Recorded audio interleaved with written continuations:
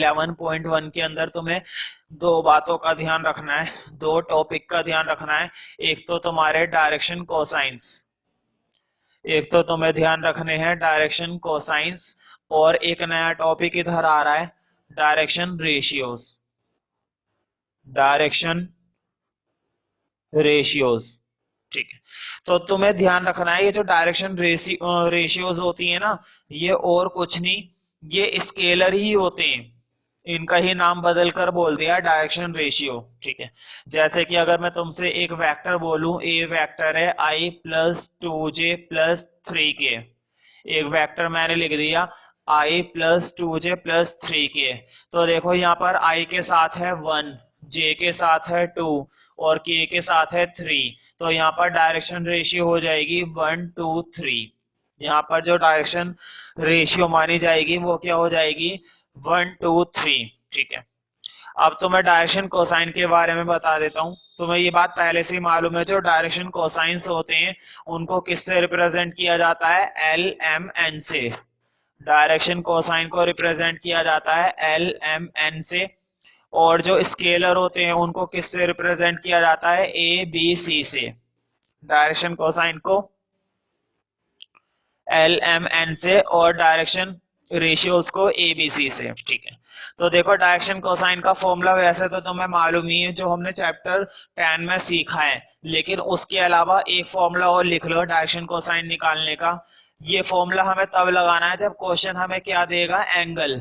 अगर क्वेश्चन हमें बता दे कि थीटा उसने एक्स एक्सिस के साथ बनाया है, थीटा उसने वाई एक्सिस के साथ बनाया है, और थीटा ही उसने किसके साथ बनाया है, जेड के साथ, मतलब 3 डायमेंशनल में ये बात क्वेश्चन में बता रखी है कि उसने एक एंगल एक्स के साथ, दूसरा एंगल वाई के साथ, तीसरा एंगल जेड के साथ बनाया और वो थीटा ही है। तो देखो फॉर्मूला कैसे लगाएंगे, एल निकालने के लिए फॉर्मूला तुम्हारा कोस थीटा, पहली डायरेक्शन कोसाइन निकल आएगा एल, दूसरा डायरेक्शन कोसाइन का भी फॉर्मूला ये होता है m equal to cos theta, और तीसरे के लिए भी तुम्हें यही लगाना है n equal to cos theta. फर्क क्या है, यहाँ पर तो तुम्हें ये एंगल सेम लग रहा है, ये सेम होगा नहीं, एंगल डिफरेंट हो सकता है और होने को सेम हो भी सकता है, ठीक है। वो तो डिपेंड करता है क्वेश्चन पर कि क्वेश्चन हमें एंगल क्या देगा। उसके बाद एक फॉर्मूला और लिख लो डायरेक्शन कोसाइन का, ये फॉर्मूला तो है ही, फॉर्मूला क्या, वो एक तरीके से टूल है, उसका हम इस्तेमाल करेंगे कि एल स्क्वायर, एम स्क्वायर और एन स्क्वायर, इन तीनों का सम, इन तीनों का सम ध्यान रखना 1 होता है। ये तुम्हें बात याद रखनी है। तुम ये कह सकते हो कि ये फॉर्मूला है कि एल का स्क्वायर, एम का स्क्वायर और एन का स्क्वायर हमेशा क्या होगा, 1, ठीक है। तो इस चीज का ध्यान रखना, ये 1 ही होता है।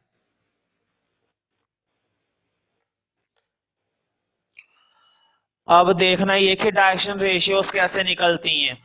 मान लो तुम्हें ए पॉइंट दे रखा था 2 4 6, सपोज तुम्हें एक पॉइंट दे रखा है ए 2 4 6 और बी एक पॉइंट दे रखा है 3 8 9, बी एक पॉइंट है 3 8 9, और क्वेश्चन ने तुमसे पूछी है ए बी की direction ratios, A B vector की क्या निकालनी है, डायरेक्शन रेशियोज।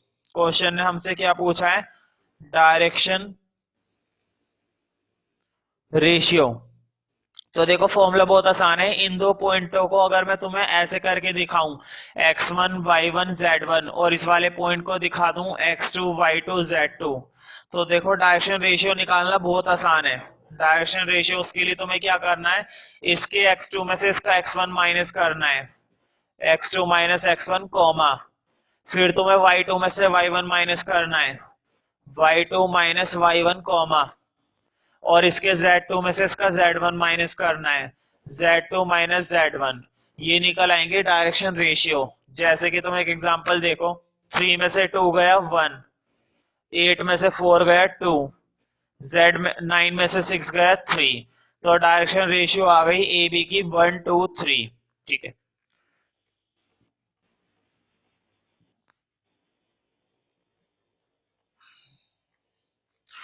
और कभी कभी क्या होता है, क्वेश्चन हमें ना डायरेक्शन रेशियोज दे देगा, क्वेश्चन हमें पहले से क्या दे देगा, डायरेक्शन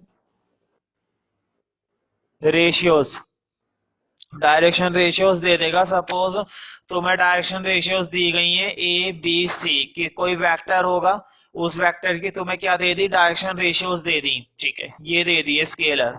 और तुमसे पूछेगा डायरेक्शन कोसाइन बताओ, क्या पूछेगा तुमसे वो, डायरेक्शन कोसाइन। तो देखो तब कैसे करना है, तब भी डायरेक्शन कोसाइन का फॉर्मूला बदल जाएगा। डायरेक्शन कोसाइंस को ऐसे लिखते हैं डी सी अपोस्ट्रोफी एस, ठीक है। तो देखो कैसे लिखेंगे डायरेक्शन कोसाइन के लिए। अब ए ले लो, तीनों के स्क्वायर का सम, ए square B square plus C square और पूरे पर रूट, कॉमा, ये आएगी पहली डायरेक्शन कोसाइन। अब दूसरा, अब बी ले लो, फिर से नीचे वही आएगा A square plus B square plus C square. अब तीसरी टर्म आएगी डायरेक्शन कोसाइन की, सी ले लो, A square plus B square plus C square और पूरे पर आएगा नीचे रूट। ये तुम्हारा एल है, ये एम है और ये क्या है तुम्हारा एन, ठीक है। तो अगर वो डायरेक्शन रेशियो देगा तो तुम उससे भी क्या कन्वर्ट कर सकते हो, डायरेक्शन कोसाइंस, ठीक है। अब शुरू करते हैं एक्सरसाइज।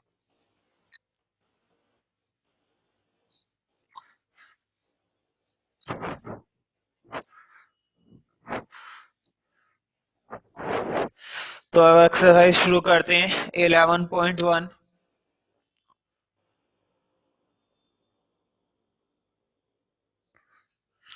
तो देखो 11.1 में, if a line makes angle 90 degree 135 degree 45 degree with x y z. मैंने अभी बताया था ना, कई बार क्वेश्चन हमें एंगल दे देता है। तो देखो तीनों एंगल दे रखे हैं, वो ये कह रहे हैं कि 90 डिग्री तो एक्स के साथ बना रहा है, 135 डिग्री ये लाइन वाई के साथ बना रही है और 45 डिग्री का एंगल ये जेड के साथ बना रही है, ये जो लाइन है, ठीक है, एक्सिस रिस्पेक्टिवली।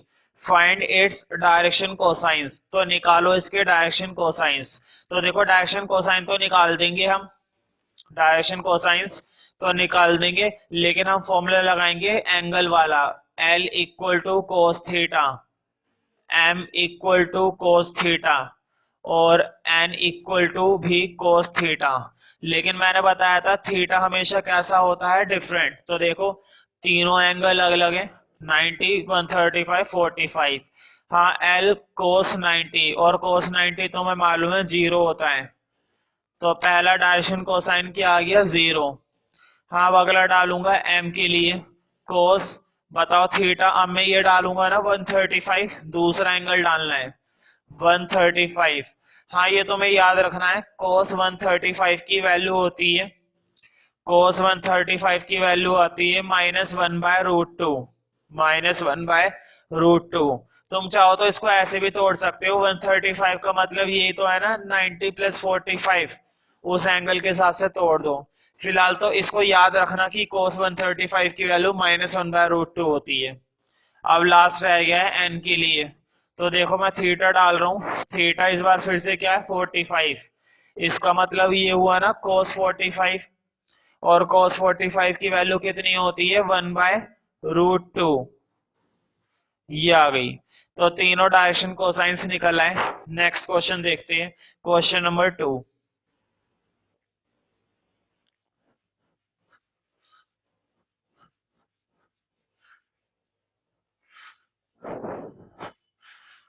अगला question, find the direction cosines of a line which makes equal angle with the coordinate axis.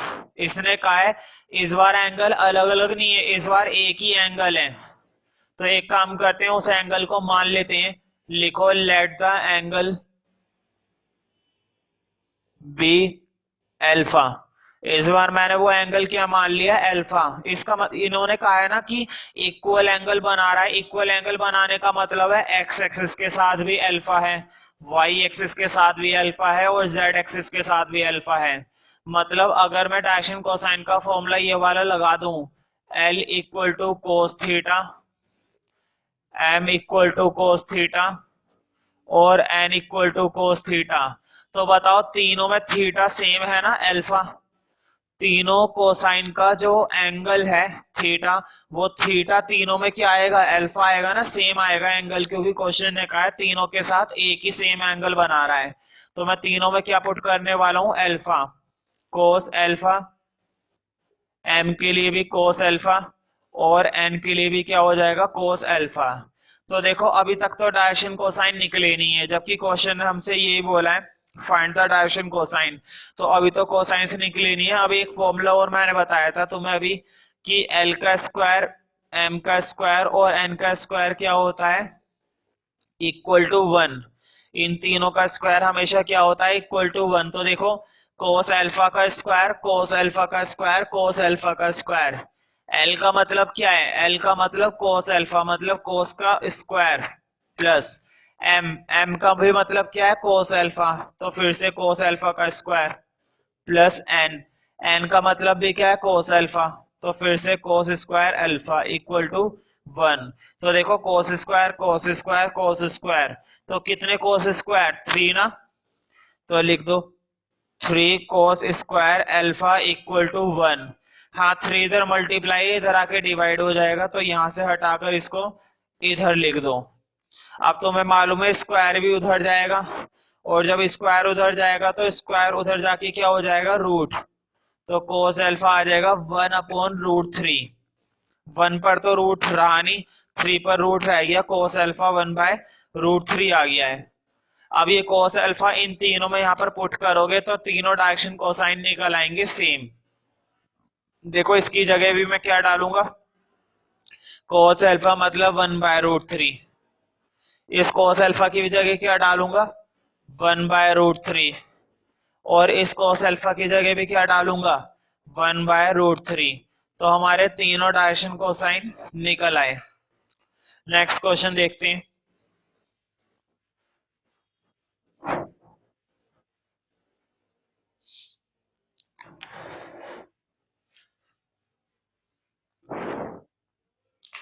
Question number 3.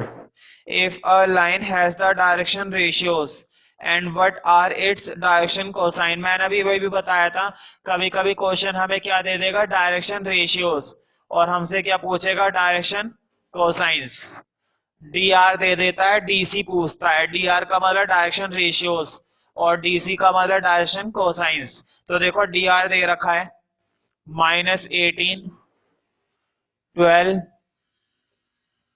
-4, और डायरेक्शन कोसाइन हमसे पूछे, ठीक है डायरेक्शन कोसाइन की वैल्यू हमसे पूछी है। तो तुम्हें मैंने बताया था अगर डायरेक्शन कोसाइन निकालने तो तुम्हें मालूम है डायरेक्शन रेशियो ये दे रखी है, इसका मतलब ए है ये और बी है ये और सी है हमारा ये, ठीक है।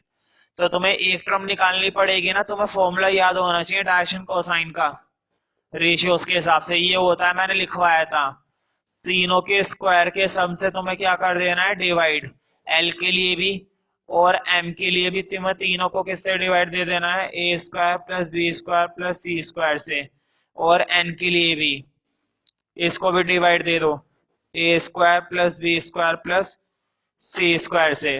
तो देखो ए की वैल्यू तो तुम्हें मालूम है, ये होता है डायरेक्शन कोसाइंस का फॉर्मूला, अभी स्टार्टिंग की क्लास में मैंने लिखवाया था ए अपॉन में रूट वाली टर्म। तो देखो ए ऊपर छोड़ दो -18, नीचे तीनों के स्क्वायर का सम, देखो 18 का होता है 324, स्क्वायर जो होता है 18 का 324।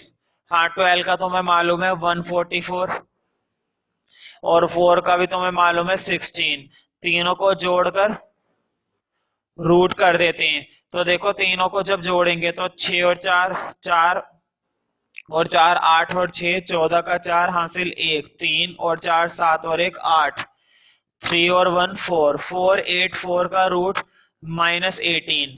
तुम्हें याद होगा ये 4 8 4 का रूट होता है कंप्लीटली 22 का, ये 22 का स्क्वायर होता है, तो इसका स्क्वायर रूट हो जाएगा 22, कट रहा है तो इसे काट लेना, ठीक है। अब तुम्हें यहाँ पे बार बार कैलकुलेट करने की जरूरत नहीं पड़ेगी, बस एक ही बार कैलकुलेट करो, नीचे वाली टर्म 22 आ गई है, अब हर बार तुम्हें 22 डाल देनी है। b की वैल्यू 12 है, नीचे वाली टर्म तुमने पहले से कैलकुलेट करी है 22, अब ऊपर वाली टर्म -4 है, नीचे वाली टर्म तुमने पहले से कैलकुलेट करी है 22। अगर ये तीनों डायरेक्शन कोसाइंस आपस में कट रहे हैं तो काट लो, जैसे कि 2 से जा सकता है तो 2 से काट देना, ठीक है। हाँ नेक्स्ट क्वेश्चन देखते हैं, क्वेश्चन नंबर तुम्हारा 4। तो 4 के अंदर देखो,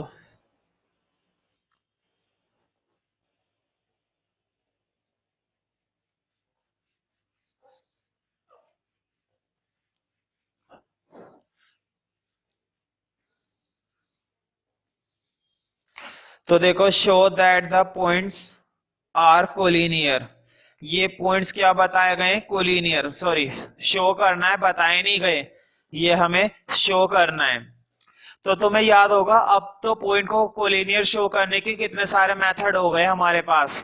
चैप्टर 10 में हमने अलग अलग तरीके से कोलिनियर शो करा था। अब फिर से हमारे पास एक नया टॉपिक है डायरेक्शन रेशियोज। तो तुम्हें ध्यान रखना है डायरेक्शन रेशियोज से कैसे कोलिनियर शो करते हैं, वो बहुत आसान है। पहले मैं ये 3 पॉइंट नोट कर लेता हूं और इन पॉइंट्स को हाथ के हाथ में नेम दे देता हूं, लिख देना। लेट द पॉइंट्स ए, तो पहले वाले पॉइंट को मैंने ए नेम दे दिया और ये पॉइंट है 2 3 4। अगले पॉइंट को नेम दे दो बी, और बी है तुम्हारा -1 -2 1। अगला पॉइंट है सी, और सी है 5 8 7 5 8 7, ये पॉइंट है तुम्हारा सी। ठीक है, तो ये 3 पॉइंट्स हैं। अब तुम्हें याद रखना है मैं तुम्हें कौन सी टेक्निक सिखाऊंगा कोलिनियर शो करने की, डायरेक्शन रेशियोज। तो देखो डायरेक्शन रेशियोज के लिए तुम्हें क्या करना है, तुम्हें डायरेक्शन रेशियोज निकालने हैं ए बी के, डायरेक्शन रेशियोज निकालने हैं बी सी के। बस दो के ही काफी रहते हैं, तुम्हें सिर्फ ट्रायंगल नहीं बनाना, तुम्हें केवल दो के ही निकालने, ए बी और बी सी के। और एक के डायरेक्शन रेशियो में कुछ ना कुछ कॉमन आ जाएगा, कॉमन आते ही वो दूसरे की तरह हो जाएगा। तो देखो किस तरह से, पहले ए बी के निकाल रहा हूं। अभी मैंने डायरेक्शन रेशियो का फॉर्मूला तुम्हें बताया था आज की क्लास में कि अगर ए पॉइंट है x1 y1 z1 और बी पॉइंट है x2 y2 z2, तो तुम्हें याद होगा डायरेक्शन रेशियो का फॉर्मूला मैंने बताया था x2 minus x1 y2 minus y1 z2 minus z1, ये होता है ना डायरेक्शन रेशियो का फॉर्मूला।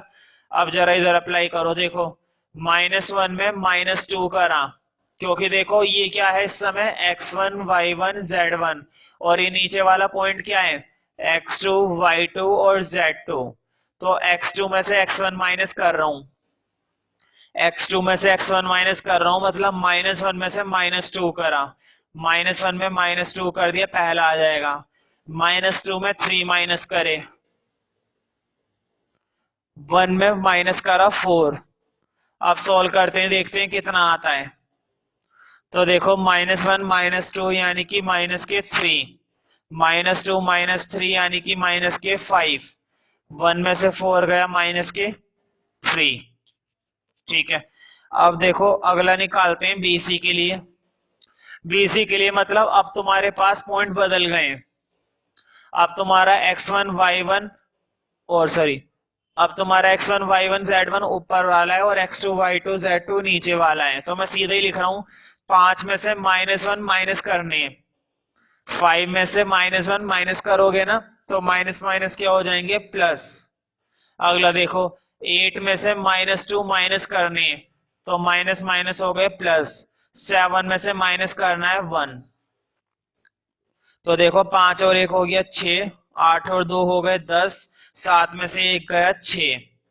अब देखो ऐसे तो ये सेम आ नहीं रही, ए बी और बी सी की रेशियो ऐसे सेम नहीं आ रही, तो मैं कुछ ना कुछ कॉमन वगैरह लेना पड़ेगा तब सेम आएगी। तो ध्यान से देखो, इसमें से 2 कॉमन आ रहा है ना, इसमें से भी 2 आ रहा है, इसमें से भी 2, इसमें से भी 2, तो 2 कॉमन ले लो। और साथ ही साथ में -2 कॉमन ले रहा हूँ। हाँ, माइनस क्यों ले रहे हैं अभी पता चल जाएगा। तुम्हें मालूम है अगर मैं इसमें से माइनस कॉमन लूंगा तो इन तीनों के साइन माइनस हो जाएंगे। जब भी किसी टर्म में माइनस नहीं होता है और माइनस कॉमन ले रहे हैं तो अंदर के सारे साइन माइनस हो जाते हैं। तो देखो मैं माइनस, एक तो मैं 2 कॉमन ले रहा हूँ, पर से माइनस भी ले रहा हूँ, तो अंदर के साइन बदलेंगे। 2 कॉमन लेने पर ये 3 बचने वाला था, अब बचेगा -3। 2 कॉमन लेने पर ये -5, और ये 2 कॉमन लेने पर -3। अब तुम देख सकते हो ये वाला पॉइंट और ये वाला पॉइंट कैसा आपस में बराबर। ठीक है, तो लिख देना therefore A B C are collinears. तो कोलिनियर शो करने का एक तरीका और मिल गया, डायरेक्शन रेशियो की हेल्प से। डायरेक्शन रेशियो की हेल्प से हम कोलिनियर शो कर सकते हैं। नेक्स्ट क्वेश्चन देखते हैं, और इस एक्सरसाइज का ये लास्ट क्वेश्चन है।